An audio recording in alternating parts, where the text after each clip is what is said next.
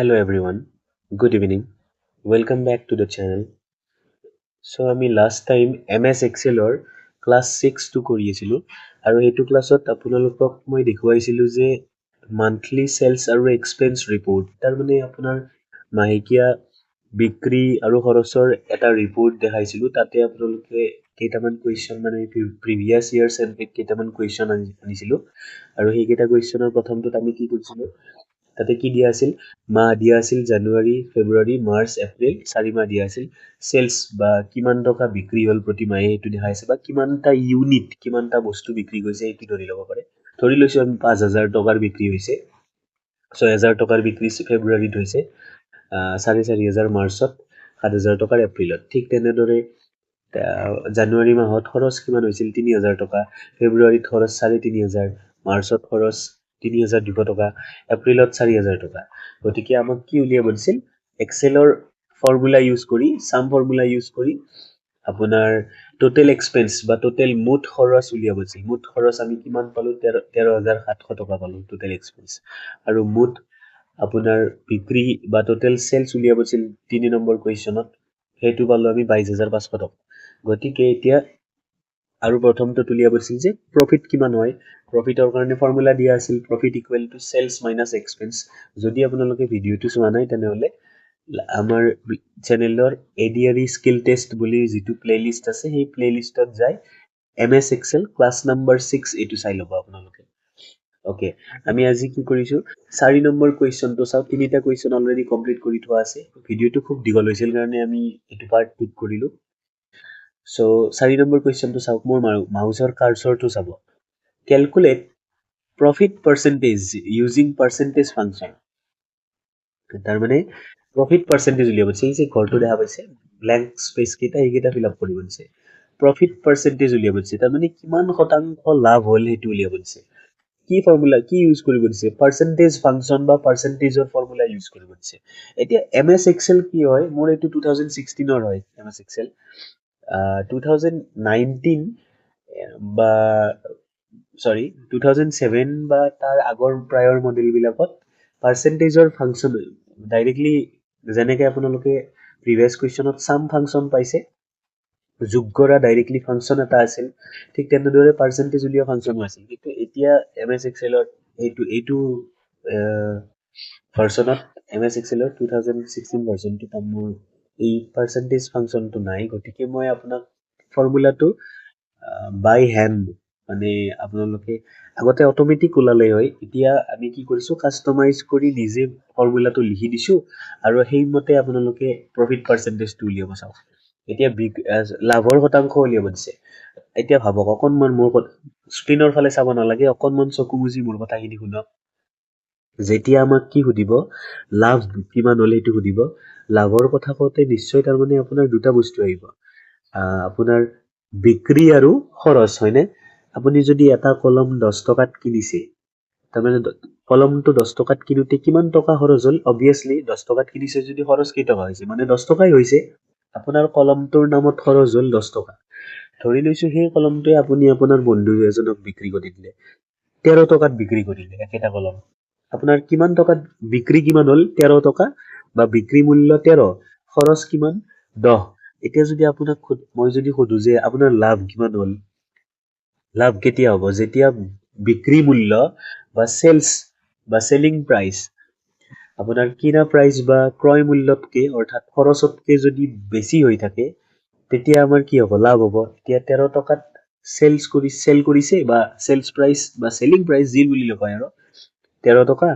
আপোনাৰ কিনা প্ৰাইস বা খৰচ বা এক্সপেন্স ইংলিশত সেইটো কিমান হ'ব 10 টকা সো লাভ কিমান 13 মাইনাস 10 অৰ্থাৎ আপোনাৰ সেলস মাইনাস এক্সপেন্স এটো আপোনাৰ প্ৰফিট এতিয়া পাৰ্সেন্টেজ উলিয়াব লাগিলে সদায় গম পাই পাৰ্সেন্টেজ উলিয়াব লাগিলে কি কৰিব লাগিব ইনটু 100 কৰিব লাগিব হয়নে এতিয়া চাব দেই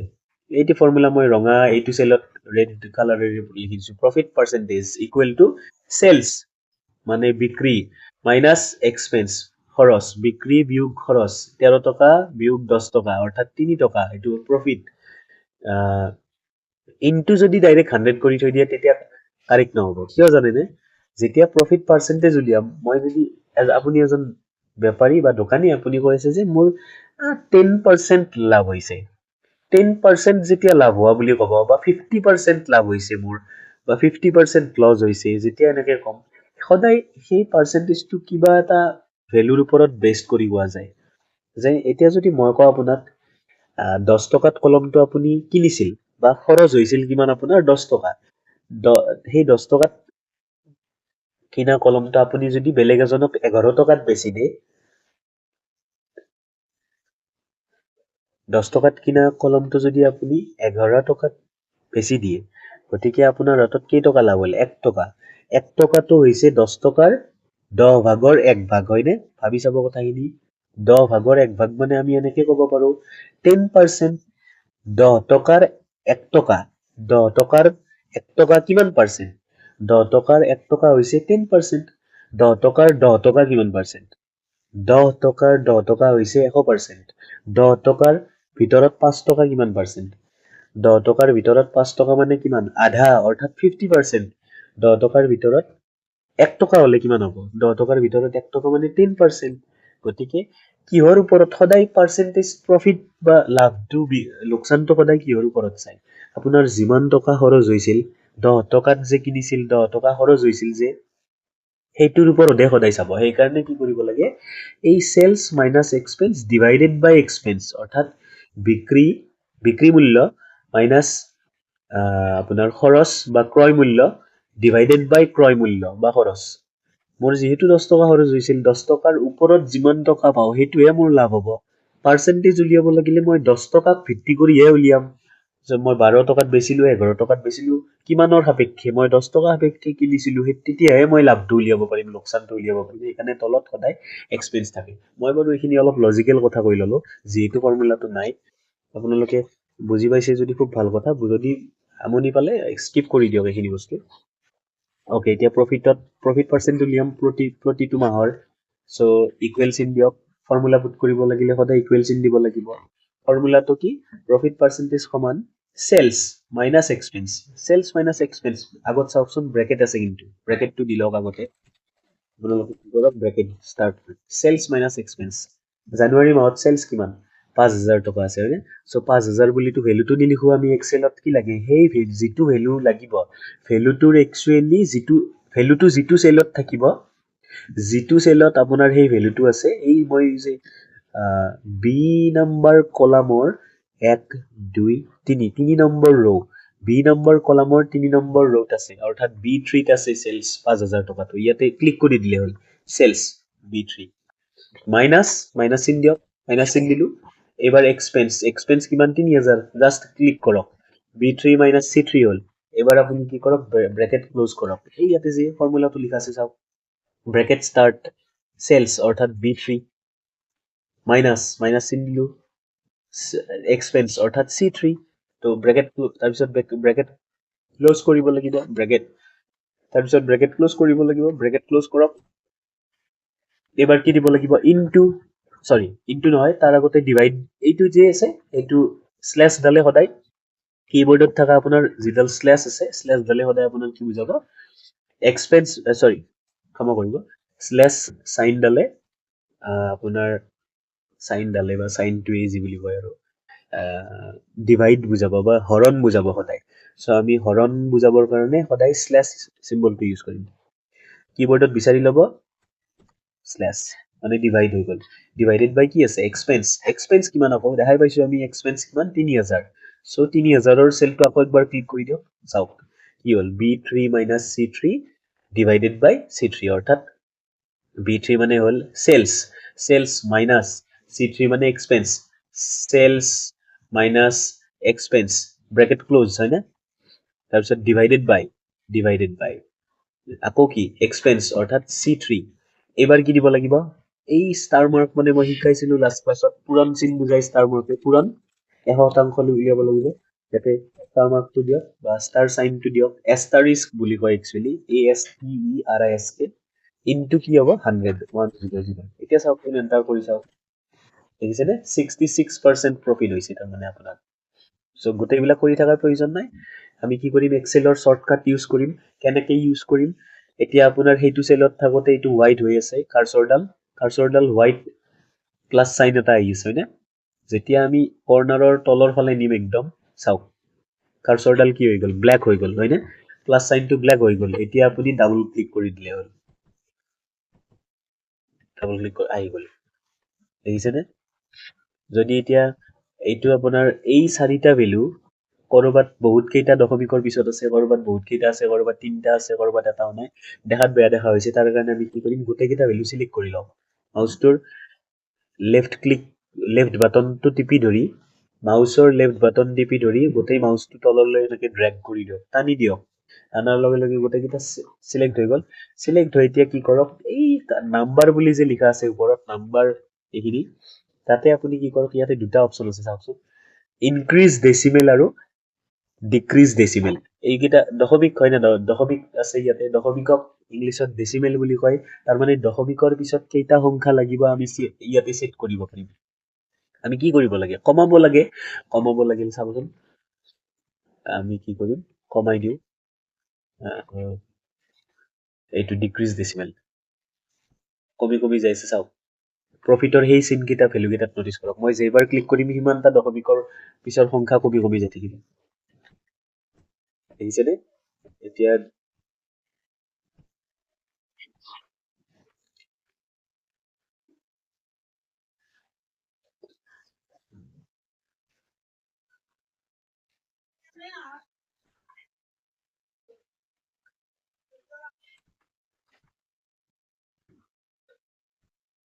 আপোনালোকে দেখা পাইছে চাগে যেতিয়া মই ডিক্ৰিজ ডেচিমেল ক্লিক কৰি দিম গোটেইকেইটা ডেচিমেলৰ পিছৰ সংখ্যা কি হৈ যাই থাকিব কমি যাই থাকিব আকৌ যদি মই ইনক্ৰিজ ডেচিমেল কৰোঁ বাঢ়ি আহি থাকিব মোক চাপোজ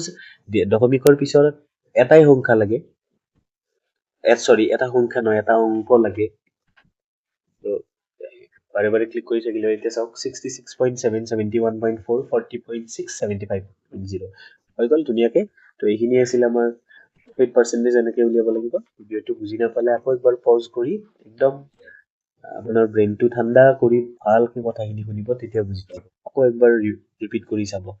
পটককে বুজি নাপায় স্কিল টেষ্টৰ বস্তুবিলাক যিহেতু ইয়াতে মই একো দেখাই থাকিব পৰা নাই একজেক্টলি ক'ত কি কৰি আছো মানে মই লাইভত থাকিলে ভিডিঅ'ত দেখাই থাকিব পাৰিলো হয় বাৰু ঠিক আছে চ' এতিয়া আমি এইটো বল্ড কৰি দিওঁ অলপ ডাঠ কৰি দিওঁ পি ফৰ বল্ড অলপমান চাইজ কেইটা বঢ়াই দিওঁ ইয়াতেও বঢ়াব পাৰে বহুত কেইটা অপশ্যন আছে ইয়াতে 11 ঠাইত আপুনি ইয়াতে যদি চৰি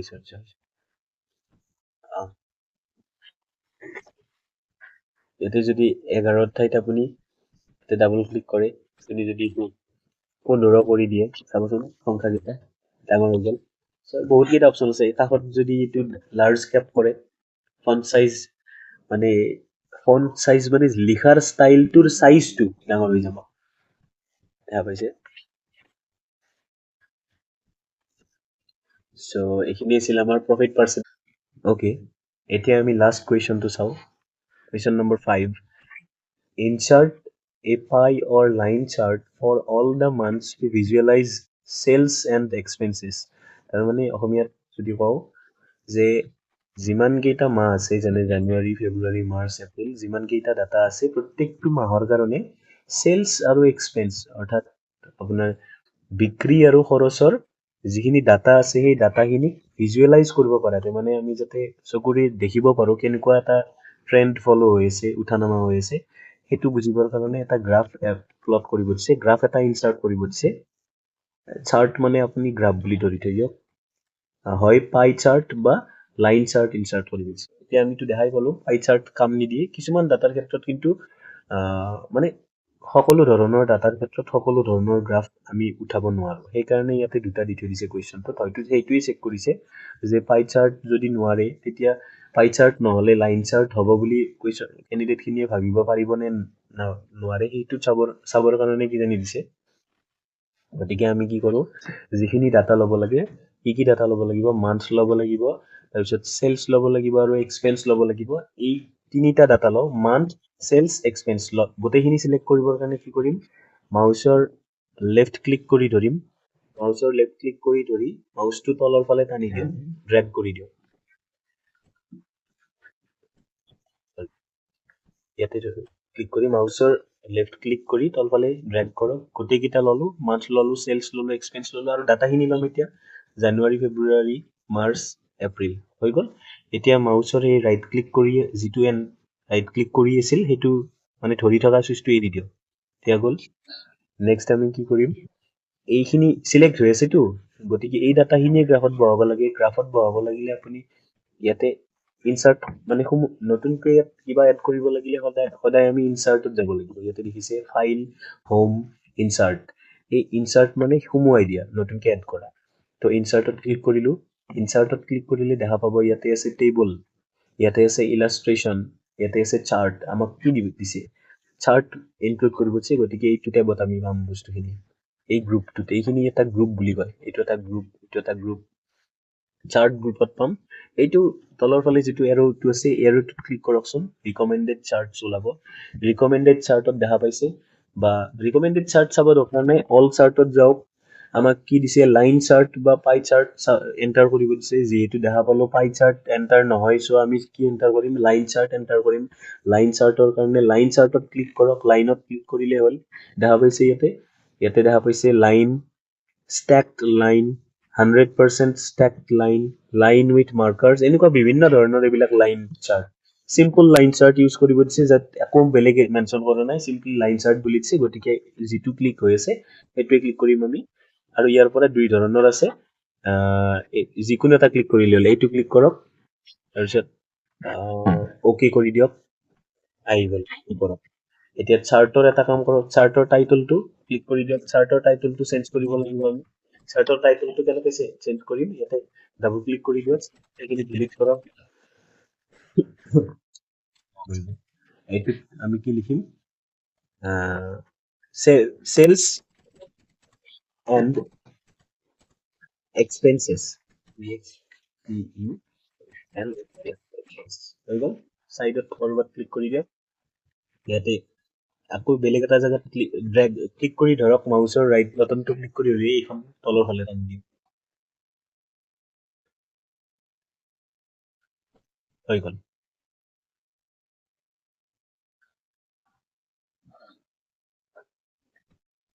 আমাৰ গোটেইকেইটা কুৱেশ্যনৰ এনচাৰ কৰা হ'ল যদি দেখা পোৱা নাই মই অলপ জুম আউট কৰি দিছোঁ এতিয়া দেখা পাইছে গোটেই পেজখন তো এইখিনি অলপমান আমি এলাইন কৰি দিওঁ ধুনীয়াকৈ এলাইন কৰিব লাগিলে ড্ৰেগ কৰক চিলেক্ট কৰক বা চিলেক্ট কৰি ড্ৰেগ কৰক তাৰপিছত এলাইনমেণ্টত যাব লাগিব এলাইনমেণ্টত যাই লেফ্ট এলাইন ৰাইট এলাইন বা মাজত লাগে মাজত চেণ্টাৰ এলাইন কৰিব লাগিব আমি মাজত লওঁ চেণ্টাৰ এলাইন ক্লিক কৰিলোঁ আহি গ'ল হৈ গ'ল এইখিনিয়ে আছিল আমাৰ আজিৰ ভিডিঅ'টোৰ কুৱেশ্যন আশা কৰিছোঁ বুজি পাইছে আপোনালোকে এটা লাইক কৰি দিব আমাৰ চেনেলটো ছাবস্ক্ৰাইব কৰি থ'ব ধন্যবাদ আৰু লগতে যিহেতু এডিআৰই ৰিজাল্ট দিলে যোৱা ৰাতি গতিকে আপোনালোকে কোনে কিমান নম্বৰ পাইছে মই ধৰি লৈছোঁ যিহেতু আপোনালোকে স্কিল টেষ্টৰ ভিডিঅ' চাই আছে সকলোৰে স্কিল কাট অফটো ক্লিয়াৰ হৈছে কোনকেইখন পেপাৰত ক্লিয়াৰ কৰিছে কাট অফ আৰু কিমান পাইছে জনাবচোন কমেণ্টত ধন্যবাদ